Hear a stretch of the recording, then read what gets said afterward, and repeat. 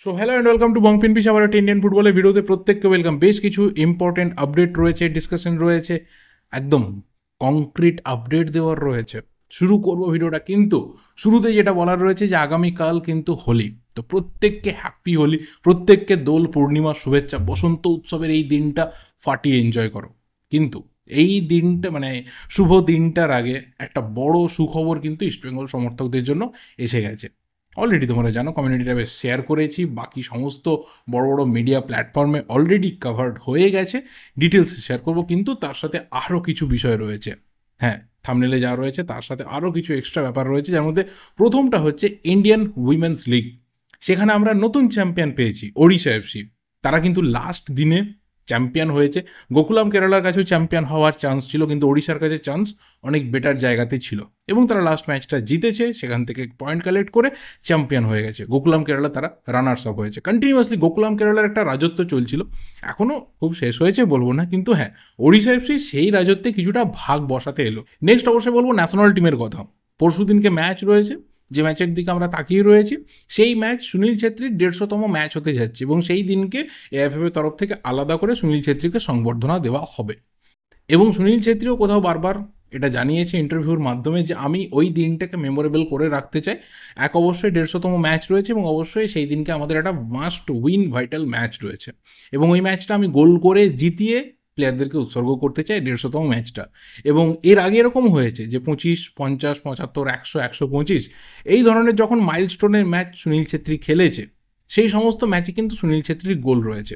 তো এখান থেকে কোথাও আমরা এক্সপেক্ট করতে পারি ইন্ডিয়ান ফুটবল ফ্যান হিসেবে যে 150 নম্বর ম্যাচে সুনীল ছেত্রী নামবে এবং গোলটা করবে আমাদের মাস্ট উইন ম্যাচ, এবং অন্ততপক্ষে ভালো ব্যবধানে আমাদের জিততে হবে।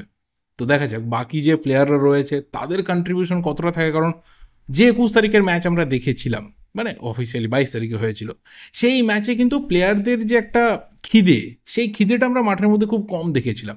সেটা নিয়ে অনেকে প্রশ্ন তুলতে শুরু করেছিল যে এত গা বাঁচিয়ে খেলা কিসের জন্য? সেটা কি শুধু ক্লাব ফুটবলটাকে প্রায়োরিটি দেওয়ার জন্য, যে সেই কারণে ন্যাশনাল টিমের হয়ে এতটা গা বাঁচিয়ে বাইরের মাঠে খেলা? হয়তো ঘরের মাঠে ফিরে এসে নিজেদের চেনা জায়গাতে এই টিম ভালো খেলবে, কিন্তু সেই ম্যাচে আমরা কেন এত গা বাঁচিয়ে খেললাম? তো সেই যে ছাপটা পড়েছে সেখান থেকেও তো প্লেয়ারদেরকে সরে আসতে হবে। তো বেশ কিছু চেঞ্জ হয়তো হতে পারে ফার্স্ট 11-এ, কারণ প্রথম ম্যাচে যারা আশানুরূপ পারফরমেন্স করতে পারেনি তারা হয়তো চেঞ্জ হতে পারে। বেশ কিছু বদল দরকার রয়েছে। ক্রিয়েটিভ জোনটাতে প্লেয়ারের বদলের দরকার রয়েছে। অবশ্যই বিক্রম প্রতাপ একটা হট আইটেম এই মুহূর্তে আমাদের কাছে, কিন্তু বিক্রম প্রতাপের পেছন থেকে যদি বল বাড়ানোর লোকের সংখ্যা না থাকে, তাহলে সেই প্লেয়ারের পক্ষে গোল করাটাও সম্ভব না, because he is not Sunil Chhetri, যে নিজের ক্ষমতা একটা দুটো বল নিয়ে গিয়েও গোল করতে পারবে। সেই জায়গাটা এখনও ওর তৈরি হয়নি, সময় লাগবে ওর ক্ষেত্রে। তো সেখানে ক্রিয়েটিভ প্লেয়ার লাগবে। সাহাল আব্দুল সামাদ নেই, বাট ব্র্যান্ডন রয়েছে, থাপা রয়েছে, এই ধরনের প্লেয়ার, বা মহেশ নাওরেম রয়েছে, লিস্টন কোলাসো রয়েছে। এই ধরনের প্লেয়ারদেরকে বেশি বেশি করে ইউজ করলে কিন্তু আমাদের ফরওয়ার্ডরা গোল পাবে। তো দেখা যাক কী হয়। নাও নেক্সট অবশ্যই ঢুকতে হবে ট্রান্সফার মার্কেটের দিকে, কারণ সেখানে এমন একজন প্লেয়ারকে নিয়ে আমরা গত কয়েকদিন আলোচনা করেছি, এমন কিছু কিছু কথা বলেছি, এমন কিছু ক্লাবের সাথে তার রিউমার বেরিয়েছে, যার মধ্যে ইস্টবেঙ্গল অবশ্যই ছিল। সেই প্লেয়ারকে ইস্টবেঙ্গল কিন্তু ফাইনালি তুলে নিয়েছে। তার সাথে এই মুহূর্তে প্রি কন্ট্রাক্ট ডান। আইএফটিডাব্লিউসি, খেলনাও, স্পোর্টস ক্রীড়া, যতগুলো মোটামুটি টপ লিডিং আমাদের এখানে স্পোর্টস মিডিয়া রয়েছে, ফুটবল মিডিয়া রয়েছে, তাদের আপডেটগুলোকে মান্যতা দিলে এই প্লেয়ারের সাথে কিন্তু, এই ভার্সেটাইল অ্যাটাকিং মিডফিল্ডারের সাথে কিন্তু ইস্টবেঙ্গলের 2 বছরের একটা প্রি কন্ট্রাক্ট এই মুহূর্তে হয়ে গেছে। এবং খেলনাও কিন্তু এক্সক্লুসিভলি জানিয়েছে যে তার একটা পার্সিয়াল মেডিকেল চেক আপ, সেটাও কিন্তু ইন্টারন্যাশনাল ব্রেকটা চলছিল, সেই ব্রেকের মধ্যে তার মেডিকেল টেস্টও হয়ে গেছে ইস্টবেঙ্গলের কাছে।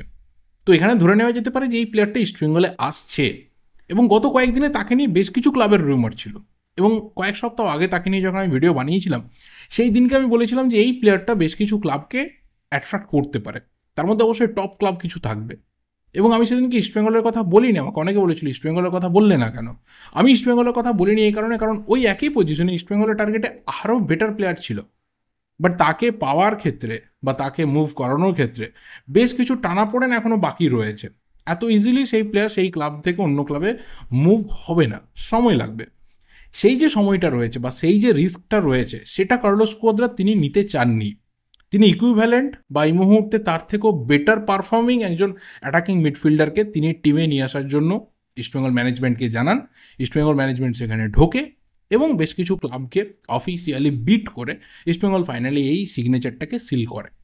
এবং ইস্টবেঙ্গল যখন থেকে আইএসএলে ঢুকেছে সেই 20-21 সিজন থেকে এই 23-24 সিজন হয়ে গেল, ইস্টবেঙ্গলের দিকে তাকালে দেখা যাবে যে পারফেক্ট নাম্বার 10 পজিশনের প্লেয়ার ইস্টবেঙ্গলে সেইভাবে আসেনি। আমি এই সিজনে ভিক্টর ভাস্কুয়েজকে ধরছি, বাট ভিক্টর ভাস্কুয়েজ কিন্তু পারফরমেন্স করতে পারছে না। খাতায় কলমে দেখে লাভ নেই। এমন কোনো প্লেয়ার যে পারফর্মিং রয়েছে তাকে ইস্টবেঙ্গল সই করাতে পারেনি নাম্বার 10 রোলটাতে। বাট সেই মাদিতালাল কোথাও ইস্টবেঙ্গলের এই 5th আইএসএল সিজনে গিয়ে এমন একটা প্লেয়ার হতে পারে যে নাম্বার 10-এর পজিশনের যে প্রবলেমটা রয়েছে সেই প্রবলেমটাকে মেটাতে সক্ষম হবে, because he is performing right now. বেশ কিছু ক্লাবের অফার কিন্তু অফিসিয়ালি ছিল, বেশ কিছু ক্লাবের নেগোসিয়েশনও চলছিল মাদিতালালের সাথে, বাট সেখান থেকে কোথাও ইস্টবেঙ্গল একদম শেষ মুহূর্তে ঢোকে বাকি সমস্ত ক্লাবের থেকে লেটে এন্ট্রি নিয়েও কিন্তু কার্লোস কুয়াদ্রাতের জন্য মাদিতালালের ডিলটা ফাইনালি সিল করতে সক্ষম হয়েছে। এই প্লেয়ারটা আসার ফলে ইস্টবেঙ্গলের 3টে জিনিসের সলিউশন হবে। ইন ডিটেলসে কথা বলা যাবে, বাট প্রাইমারিলি আমি 3টে জিনিসের কথা বলবো।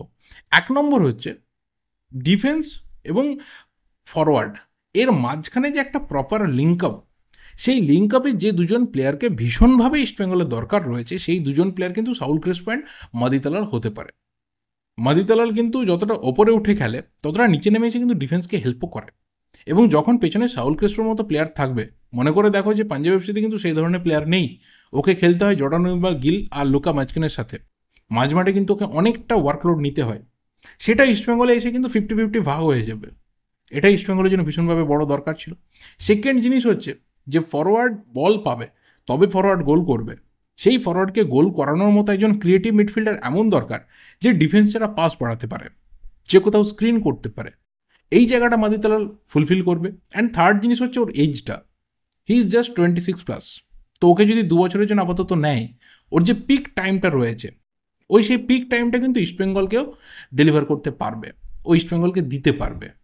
তো এই আমি বলবো যে প্রাইমারিলি 3টে এমন প্লাস পয়েন্ট, সেই প্লাস পয়েন্টের নিরিখে ইস্টবেঙ্গল তাকে সই করাচ্ছে, এবং একটা বড় ডিল, আবার বলছি এই সিজনের অন্যতম একটা বড় ডিল কিন্তু ইস্টবেঙ্গল ক্র্যাক করছে।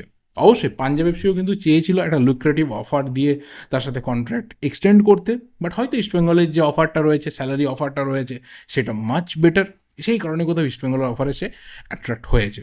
তো এই সিগনেচারটা তোমরা কীভাবে দেখছো অবশ্যই কমেন্ট করে জানিও। আর লাস্ট যে প্লেয়ারকে নিয়ে কথা বলবো, অন্যতম আলোচিত একজন প্লেয়ার, এবং সামার ট্রান্সফার উইন্ডোতে যদি মোহনবাগান ফাইনালি হুগো বোমসকে ছেড়ে দেয়, তাহলে কোথাও বেশ কিছু ক্লাব কিন্তু তাকে নিয়ে জাস্ট টানাটানি করতে বাধ্য হবে, কারণ বেশ কিছু ক্লাবে এই ধরনের একজন বড় প্লেয়ার লাগবে। যেখানে আপাতত যা শোনা যাচ্ছে, 2টো ক্লাব কিন্তু অফিসিয়ালি ইন্টারেস্ট প্রকাশ করে ফেলেছে। আমরা জানি যে এই 2টো ক্লাবের অফার থাকবেই তার কাছে। একদিকে মুম্বাই সিটি এফসি, তাদের দরকার রয়েছে। মাদিতালালের নাম শোনা যাচ্ছিল, ভাই পরে জানা গেলো যে না, হচ্ছেই না কিছু। আবারও হতে পারে কিছুদিন পর দেখা যাবে যে না, হুগোকেও মুম্বাই সিটি এফসি কনসিডার করছে না, অন্য কোনো বড় প্লেয়ার রয়েছে তাদের টার্গেটে। কিন্তু এখনও অবধি যেটা শোনা যাচ্ছে যে হ্যাঁ, মুম্বাই সিটি এফসি একটা মুভ কিন্তু করছে হুগো বোমোর জন্য। দীর্ঘদিন ধরে মুম্বাই সিটি এফসির নামটা ঘোরাফেরা করছে, বাট তার থেকেও স্ট্রংলি যে নামটা রয়েছে সেটা হচ্ছে ওড়িশা এফসি। ওড়িশা এফসি এই সিজনে, মানে আপকামিং সিজনে, সাই গোডার্ডকে সম্ভবত ছেড়ে দিচ্ছে। খুব একটা লাভ হয়নি তাকে নিয়ে এসে, কিছু গোল করেছে, কিছু কন্ট্রিবিউশন রয়েছে, বাট ওভারঅল গোটা সিজনের দিকে তাকালে দেখা যাবে খুব একটা ভালো কিছু করতে পারেনি। রয় কৃষ্ণা নিউজিল্যান্ড ফিরে যাওয়ার একটা হাই চান্স রয়েছে, তো সেই জায়গাতে তাকে ছেড়ে দিতে হতে পারে। তো সেই জায়গাটা ফিল আপ করার জন্য এমন একজন প্লেয়ারকে দরকার যে দিয়েগো মরিচিও ফ্রন্টে থাকলো, আহমেদ জাহু পেছনে থাকলো, ডিফেন্সে একজন থাকলো, এবং ওই যে একটা লিঙ্ক আপ ম্যান, সেই লিঙ্ক আপ ম্যানটা, সেই ক্রিয়েটিভ নাম্বার 10টা কোথাও হুগো বুমো হতে পারে। এবং সের্জিও লোবেরার সাথে হুগো বুমোর যে কম্বিনেশন বিভিন্ন সময় আমরা দেখেছি, সেটা কিন্তু ভীষণভাবে ক্লিক করেছে। এবং জাহু আর বুমো এই দুজন প্লেয়ারকে যদি আবারও লোবেরা পান, তিনি নিশ্চিতভাবেই আলাদাভাবে মিডফিল্ডকে সাজাতে পারবেন, মিডফিল্ডকে তিনি ডমিনেট করার রাস্তাতে এগিয়ে যেতে পারবেন। তো এই দুটো ক্লাবের এখনও অবধি মানে সম্ভাব্য নাম শোনা যাচ্ছে যেখানে হুগোর মুভটা হতে পারে। কিন্তু এখানে আবারও বলছি, পুরোটা ডিপেন্ড করছে মোহনবাগানের ওপর, যে মোহনবাগান তাকে ছাড়তে চায় কি না, মোহনবাগান পরবর্তী সিজনে হাবাসকে রাখতে চায় না অন্য কোচ নিয়ে আসতে চায়, সেই কোচ নিয়ে এসে এই যে পুরো সেটটা রয়েছে এই সেটটাকে নিয়ে কতটা কাজ করতে চায়। কিন্তু হাবাস থাকলে যে হুগো বুমো থাকবে না, এটা তো পরিষ্কার এই মুহূর্তে। কারণ হাবাসের যে সিস্টেমে আপাতত মোহনবাগান খেলছে, সেখানে হুগো বুমোর অভাবটাই তো এই মুহূর্তে কেউ বোধ করতে পারছে না। তার সাথে কি সমস্যা রয়েছে না রয়েছে এইসব ভুলে যেতে বলবো আমি, সিরিয়াসলি বলছি। আমরা হয়তো কিছু জানিই না, আমরা যা কিছু মিডিয়া আর্টিকেল রিউমার মার্কেটে যা ছড়ায় সেটাকে হয়তো আমরা বিশ্বাস করি, হয়তো আমরা জানিই না কিছু। আমি সেটাকে বলবো একপাশে সরিয়ে রাখো। কিন্তু এই মুহূর্তে মোহনবাগান যেভাবে খেলছে সেখানে গিয়ে সেই সিস্টেমটাতে সত্যি হুগো বুমোকে দরকার রয়েছে? তাহলে অ্যান্সারটা আসবে না। হুগো বুমো না থাকলেও কোনো প্রবলেম নেই এই মুহূর্তে, এবং প্লেয়ারটা বসে বসে নষ্ট হয়ে যাক এটা কোনো মোহনবাগান সমর্থকও চাইবে না। তো ঠিক আছে, তাকে যেতে দিলে সে যে কোনো ক্লাব চয়েস করতে পারে, এবং সেই চয়েস করার ক্ষেত্রে আপাতত মুম্বাই আর ওড়িশা তারা কিন্তু এগিয়ে রয়েছে। অন্য কোনো ক্লাব যদি ঢোকে, যেমন বেঙ্গালুরু এফসির একটা হাই নিড রয়েছে, বেঙ্গালুরুর নামটাও কয়েকদিন আগে বেরিয়ে এসেছিল যে তাকেও মানে তারাও কোথাও হুগোকে নেওয়ার চেষ্টা করছে। আরও কিছু ক্লাবের হয়তো নাম বেরিয়ে আসতে পারে। কিন্তু হুগোকে ছেড়ে দেওয়া হলে সে যে বেশ কিছু ক্লাবের টানাটানির মধ্যে পড়বে এবং তাকে নিয়ে একটু দর কষাকষি যে হবে, এটা তো পরিষ্কার ব্যাপার। কারণ ও পারফর্মিং একটা প্লেয়ার, দুটো লিগ সিরিজ জিতে ফেলেছে, দুটো আইএসএল কাপ পেয়েছে, সুপার কাপ, ডুরান্ড কাপ সব কিছু জেতা হয়ে গেছে, গোল্ডেন বল জেতা হয়ে গেছে।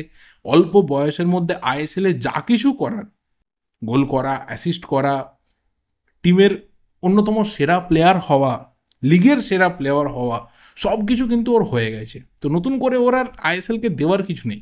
এখন যেটা দরকার সেটা হচ্ছে যে কোনো একটা টিমে গিয়ে ওর প্রপার পজিশন ফিরে পাওয়া, গেম টাইম ফিরে পাওয়া, এবং ওর যে বিউটিটা আমরা দেখতাম মাঠের মধ্যে সেটাকে আবারও মাঠের মধ্যে দেখানো। তো দেখা যাক ফাইনালি হুগো বুমো ইন্ডিয়াতে থাকে, আমরা তাকে আইএসএলে দেখতে পাই, নাকি বিদেশের অন্য কোনো ক্লাবে সে নিজের যে কেরিয়ার রয়েছে সেটাকে আবারও রিস্টার্ট করে। দেখা যাক কী হয়। তো তোমাদের কি ওপিনিয়ন রয়েছে রিগার্ডিং হুগো বুমো, অবশ্যই তোমরা কমেন্ট করে জানাতে থাকো। এই ভিডিওটা এই অবধি, ভালো লাগলে লাইক করো, শেয়ার করো। দেখা হবে পরের ভিডিওতে। Till then subscribe the channel যদি নতুন হয়ে থাকো। অ্যান্ড অবশ্যই আবারও বলছি প্রত্যেককে happy Holi. Thank you, goodbye and good night.